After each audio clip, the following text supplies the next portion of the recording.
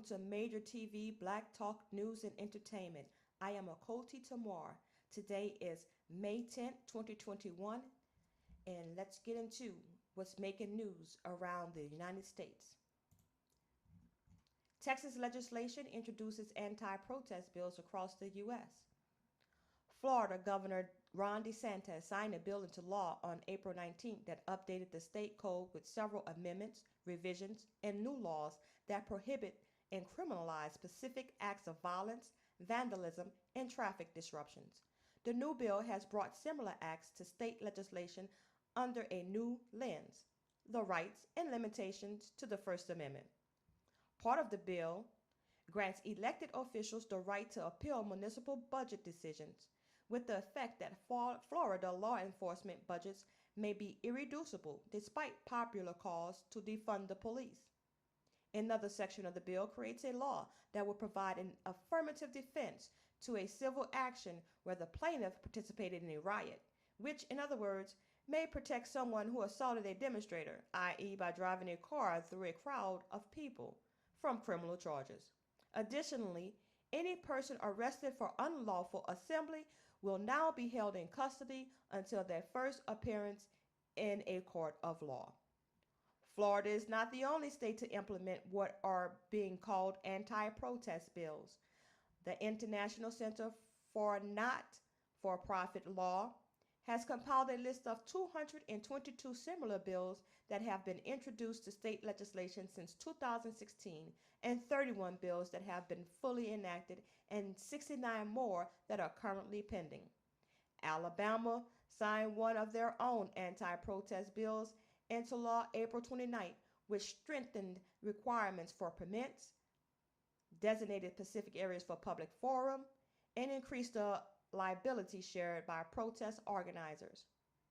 An Arkansas bill provides a means to civil action against a person who engages in a riot or disorderly conduct, or who interferes with emergency medical services. Another Arkansas bill enacted April 14th focuses on protecting critical infrastructure from acts of trespassing and property destruction.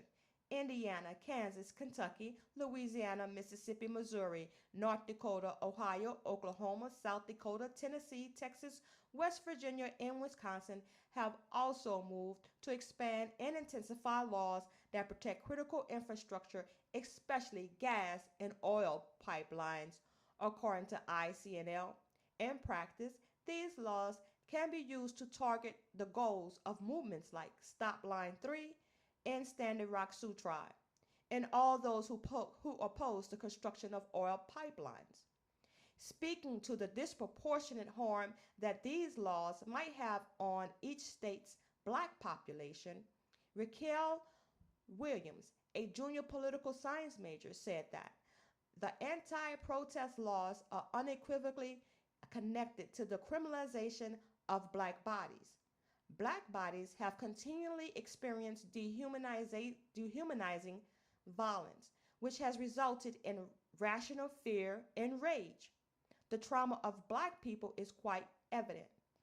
Hence, the myopic and futile question, why are black bodies feared upon, lacks critical cognizance of the propagation of anti-blackness.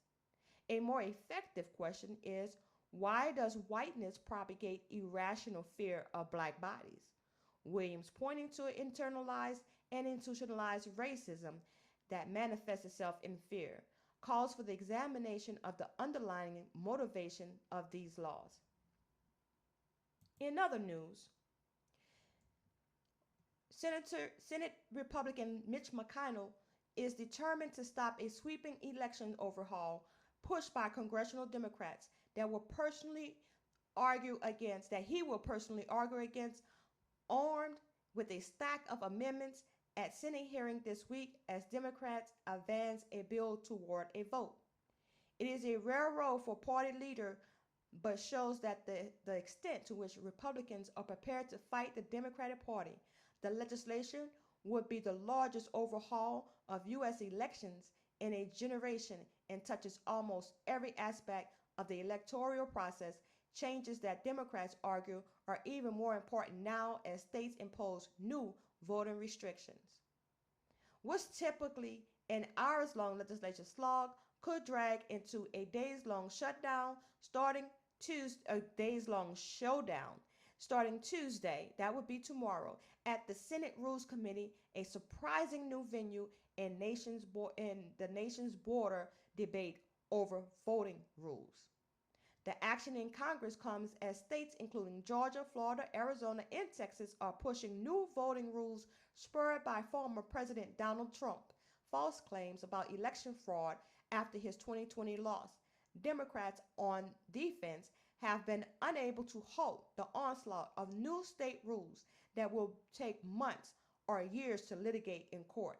Republicans argue the new state rules are needed to clamp down on mail ballots and other methods that became popular during the pandemic.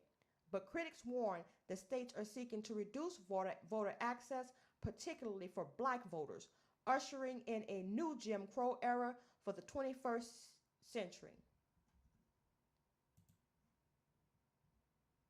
From Florida to Georgia, Iowa, and now Texas, Republican lawmakers have used unsubstantiated claims from former President Donald Trump and his allies to justify new voting restrictions. They argue new limits, which largely target mail voting, are needed to boost public confidence and improve security. In some cases, the rules also create onerous requirements and penalties for local election officials. In Texas, Democrats have virtually no path to stop the bill in the GOP-controlled legislature, but they are warned of legal fights ahead. Governor Ron DeSantis signs Florida voting restrictions into law. Florida is the latest state to enact new voting restrictions. The measures limit voting by mail and ballot drop boxes, among other changes. Republican Governor Ron DeSantis signed them into law this morning.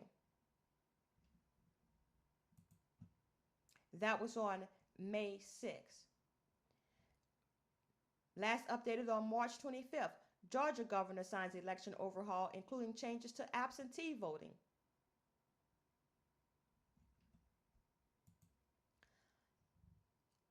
August 5th, 2020, governor acts to restore voting rights to Iowans with felony convictions. Not quite sure how many of our family members are living in Iowa, but let's just read what this governor did. Republican Governor Kim Reynolds signed an executive order Wednesday restoring voter rights to tens of thousands of Iowans with felony convictions ahead of the November election. That was this past election. Iowa was the only state that still permanently disenfranchised all felons unless they appeal directly to the governor. So hooray for her. This has been all the news that you can use for this evening, May 10th. 2021. I am Akoti Tamar. This has been Major TV, Black Talk News and Entertainment. I pray that these news articles have enlightened you and gave you some perspective as what's going on regarding anti-protest laws and also voter restriction laws. Tune in next time for another episode of Major TV, Black Talk News and Entertainment. Do us a favor, subscribe, like the video, share the video, comment down below. And if you also have a story that you would like us to cover, please comment to that as well. And as usual, just be black. What if I told you that hell was something that we created? Praying to that white Jesus to take you out of slavery. I'm from New Orleans, baby. I seen a plantation. We want reparations. Want my 40 acres. I want some type of compensation.